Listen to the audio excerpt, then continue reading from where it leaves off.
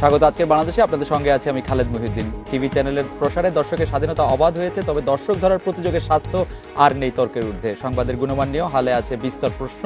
এসব নিয়ে আজকের আলোচনা প্রতিফলন না প্রতিসরণ। কথা বলতে স্টুডিওতে আছেন ৭১ টেলিভিশনের প্রধান সম্পাদক ও ব্যবস্থাপনা পরিচালক জনাব মোজাম্মেল বাবু, আছেন এটিএন নিউজের বার্তা প্রধান মুন্নি সাহা, আর আমাদের সঙ্গে এইমাত্রই যোগ দিয়েছেন সময় টেলিভিশনের ব্যবস্থাপনা পরিচালক ও সিও আহমেদ জুবায়ের। স্বাগত আপনাদের। এছাড়া আমাদের সাথে সরাসরি যোগ দিয়েছেন বৈশাখী টেলিভিশনের প্রধান সম্পাদক মঞ্জুল হাসান বুলবুল, মাছরাঙ্গা টেলিভিশনের প্রধান বার্তা সম্পাদক রেজাউল হক এবং বাংলা ভিশনের বার্তা প্রধান মুস্তাফা ফিরোজ। স্বাগত আপনাদেরও। জনাব মোজাম্মেল বাবু, আমি প্রথমেই আপনার কাছে জানতে চাইবো যে আমাদের অনেক দর্শকই আমাদেরকে ইদানিং বলছেন যে জামায়াতে ইসলামী যে যুদ্ধ অপরাধীদের বা মানবতা বিরোধীর দায়ে যাদের শাস্তি হচ্ছে, সেই রায়ের প্রতিবাদে যে হরতাল ডাকা হচ্ছে সেটা তারা শুনতে পাচ্ছেন আমাদের টেলিভিশনের নিউজের মাধ্যমে।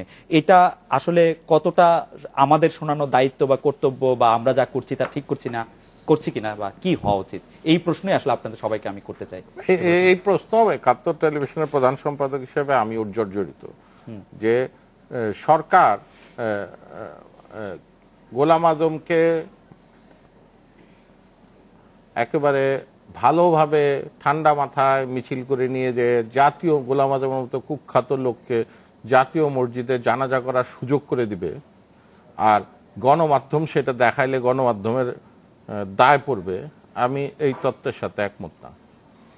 গণমাধ্যম যা কিছু সামনে ঘটবে নিউজের ক্ষেত্রে, এমনকি ভিউজের ক্ষেত্রে, রিভিউর ক্ষেত্রে তাদের এডিটোরিয়াল পলিসি কাজ করবে, কিন্তু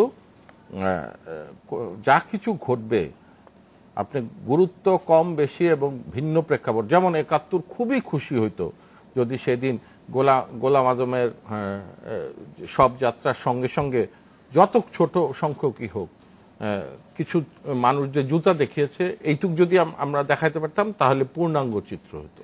আমরা শুধু শান্তিপূর্ণ সব যাত্রাটা যদি দেখাই তাহলে এটা পূর্ণাঙ্গ চিত্র না, সেটা হচ্ছে আমাদের ব্যর্থতা। আমরা ঠিক সময়ে ঠিক জায়গায়, হরতালের খবর মেইলের মাধ্যমে ওরা পাঠিয়ে দিচ্ছে, আমরা সেটি ফলো করে প্রচার করছি, তাতেই হরতালের কথা মানুষ বেশি জানতে পারছে, সেক্ষেত্রে আমরা ঠিকই করছি না। মেইলের মাধ্যমে জানিয়ে দিলে আমরা হরতালের খবর প্রচার করছি, সেখানেও আমি মনে করি এটা সংবাদ।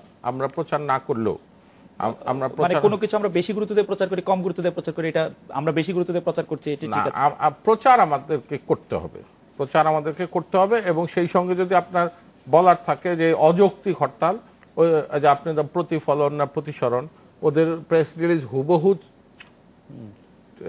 চালিয়ে দিলে এটা হবে ডাইরেক্ট মিররিং। হ্যাঁ, কিন্তু যেহেতু সংবাদ মাধ্যমের এডিটোরিয়াল একটা মাধ্যমও আছে, আপনি সেটাকে কন্ডম করতে পারেন। আপনি সত্যি মানুষের মতামত তুলে আনেন, জামায়াতে ইসলামের অযৌক্তিক হরতাল হেডলাইন দেন, কেউ মানা করবে না। শিক্ষা জীবন ধ্বংস করা, কিন্তু আপনি মনে করছেন খবরটি দেওয়া উচিত, এবং খবরটি আপনি যেভাবে দেন না কেন। মুন্নিদি, এই ব্যাপারে আপনার কি মতামত? আমার মতামত হলো যে স্পেসিফিক তো বিষয় যে যুদ্ধাপরাধীদের যে সাজা দেওয়া হচ্ছে, সেই রায়ের যে একেবারে সর্বোচ্চ আদালতের যে রায়, সেই রায়ের বিরোধিতা করছে। তার মানে একটা হলো দেশের বিরোধিতা করেছে তারা, সেটার সাজা হচ্ছে, এবং সেই সাজার যে দেশের এখন স্বাধীন দেশের সর্বোচ্চ আদালত তাদের বিরোধিতা করে প্রতিবাদে হরতাল ডাকছে। এই জায়গায় আমার একটু সাংবাদিক হিসেবে খটকা লাগে যে আমি এই খবরটা দিব কি দিব না। সেই খটকাগুলো আবার প্রশ্নগুলো আবার আমরা নিউজ রুম থেকেই অনেক সময় প্রশ্নের মধ্যে পড়ি, সেটা আমি পরে বলছি। দ্বিতীয় জায়গা লাগে যে এটা আমাদের অডিয়েন্সের অনেকেই জানেন না যে অ্যানোনিমাস জায়গা থেকে এই ইয়েগুলো আসে, আপনার প্রেস রিলিজগুলো আসে, মেইলে দিচ্ছে। অনেক সময় আমি হেড অফ নিউজ হিসেবে আমার মনে হয় যে আমি যে আজকে হরতালের খবরটা দিচ্ছি জামায়াতের নাম বলে, যে অমুক দিন হরতাল, যদি কোনোদিন জামায়াতের কোনো সত্যি নেতা যদি ক্লেম করে যে আমরা তো আপনাদের কাছে এটা পাঠাই নাই, আপনি কেন দিচ্ছেন? ঠিক আছে, তো তারপরে আপনার প্রশ্ন হতে পারে তাহলে আপনি কেন দেন। দুইটা জায়গায় তো প্রশ্ন, যে একটা হলো দেশের বিরুদ্ধে সেটা হরতাল ডাকছে, সেটাও দিচ্ছি, আবার অ্যানোনিমাস জায়গা আমি কখনো ফেসে যেতে পারি, তারপরে দিতে হচ্ছে যে একটা অসুস্থ প্রতিযোগিতার মধ্যে আমি যদি সিদ্ধান্ত নিয়ে বলি যে আমি এটা দিব না, আমার মাথার উপরে নানা রকমের প্রতিযোগিতার চাপ। একটা হলো দেশ হলো ডিভাইড, যে বিএনপি আওয়ামী লীগ মুক্তিযুদ্ধের পক্ষে বিপক্ষে সেরকম একটা।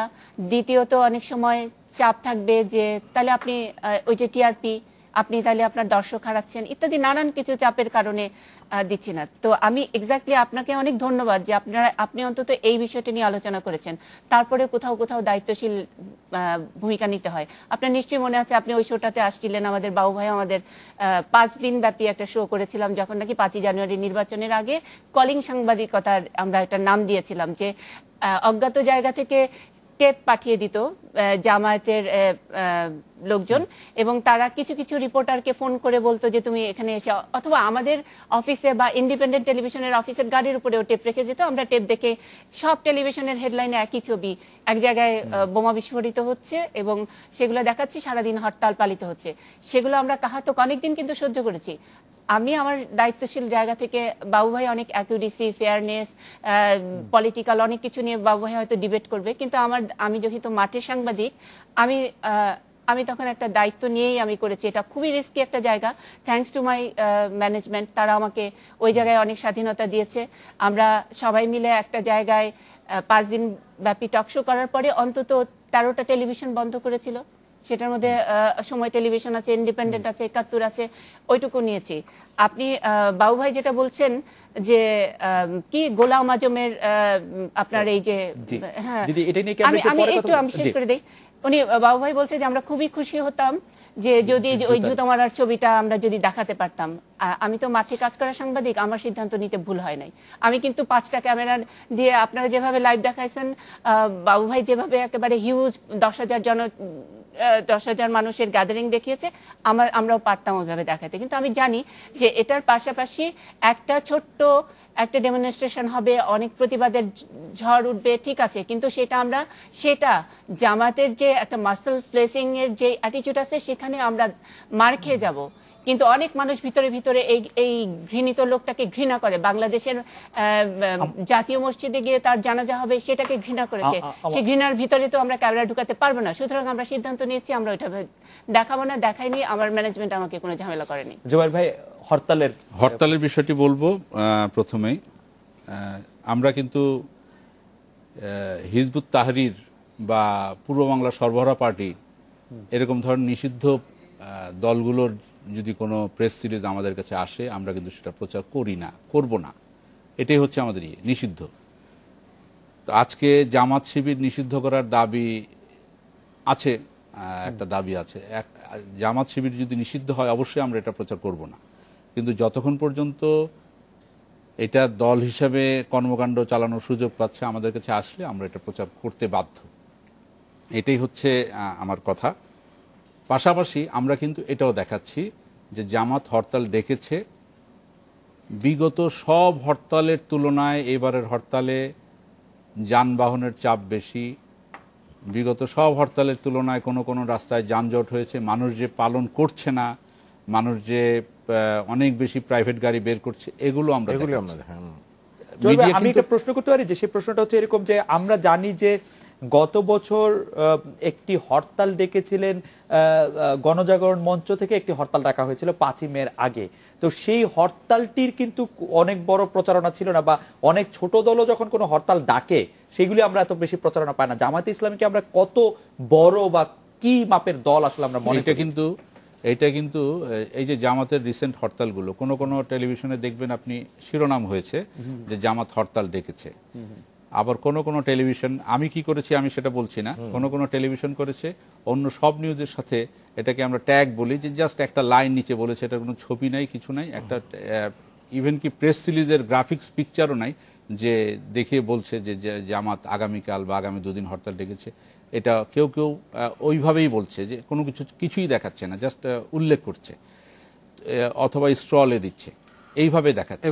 গুরুত্বটাকে কতটুকু কম দিচ্ছে, মানে যেখানে যে কোনো জায়গা থেকে হরতাল ডাকলে শুধু এখন আসলে হরতাল টেলিভিশনের মাধ্যমে ডাকা হয়, এখন কোনো মাইকিং হয়, লিফলেট বিতরণ হয়, মানে জামাত ইসলামের হরতালের ক্ষেত্রে কিন্তু আমরা একটা প্রেস কনফারেন্সও দেখি নাই আর কি, গত কিছুদিন ধরে দেখছি না। আমার প্রশ্ন ছিল খালেদ, এখানে আমাদের দায়বদ্ধতা তো দর্শকদের প্রতি, মানে নাগরিকদের প্রতি।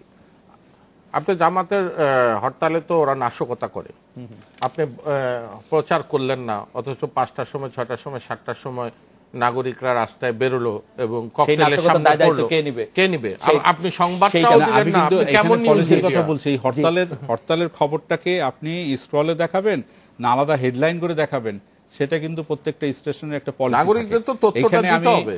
এখানে আমি জনাব মোজাম্মেল বাবুর ওই প্রথম অংশটি নিয়ে বা মুন্নিও বললেন যে যে গোলাম আজমের জানাজার বিষয়টি, আমি আমার কথা বলতে পারি, অন্যদের কথা বলবো না। আমাদের সিদ্ধান্ত ছিল যে হ্যাঁ, এখানে সরকারি গোলাম আজমের মৃত্যু সংবাদে কি হবে, কি কতটুকু আমরা দেখাবো, সেটা আমাদের সিদ্ধান্ত ছিল যে হ্যাঁ, সরকারি ওইখানকার যে হাসপাতালের যে ভাষ্য হবে সেটাই আমরা দেখাবো, সেটা আমরা লাইভ দিব। কিন্তু অন্যান্য যেগুলো আছে সেগুলো আমরা লাইভ দিব না।